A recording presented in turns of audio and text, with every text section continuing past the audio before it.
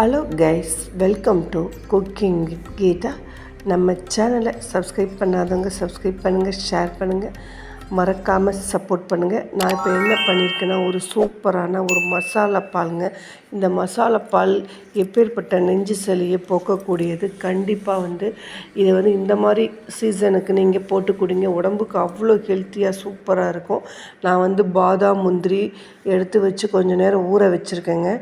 நல்ல ஒரு immunity power கொடுக்கக்கூடியது கூட சொல்லலாம்.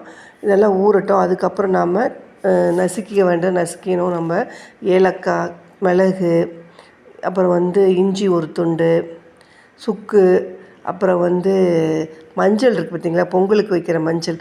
அந்த மஞ்சளை தான் நாம் இப்போ ஒன்று தட்டிகிட்ருக்கோம். அப்புறம் பாதாம் முந்திரியை நம்ம மிக்ஸி ஜாரில் போட்டு நல்லா அரைச்சிட போகிறோம். அப்புறம் தேவையான ஆட்கள் எத்தனை பேருக்கு அது தகுந்த மாதிரி பாலை ஊற்றிட்டு நம்ம அரைச்சி வச்ச விழுது அதோட சேர்த்துட்டு கிராம்பு போட்டுருங்க.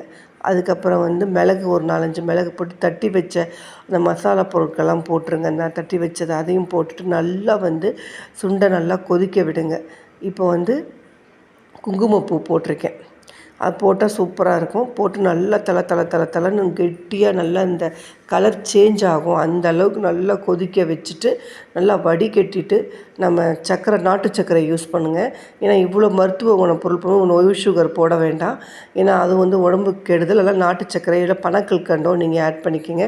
இல்லை தேன் கூட விட்டுக்கலாம், அது உங்களோட விருப்பம். இதே மாதிரி நல்லா பண்ணி குடிச்சு பாருங்கள். எப்பேற்பட்ட நெஞ்சு சளி உடனே போக்க கொடுங்க.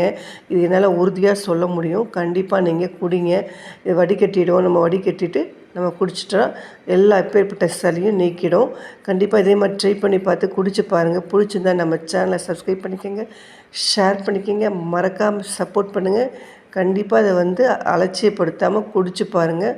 உடம்புக்கு நல்ல ஹெல்த்தியான ஒரு மசாலா பால் சூப்பராக ரெடி ஆகிடுச்சு. இந்த குளிர் சமயத்துக்கு நீங்கள் ரொம்ப நல்ல ஒரு யூஸ்ஃபுல்லான ஒரு பால் தாங்க இது.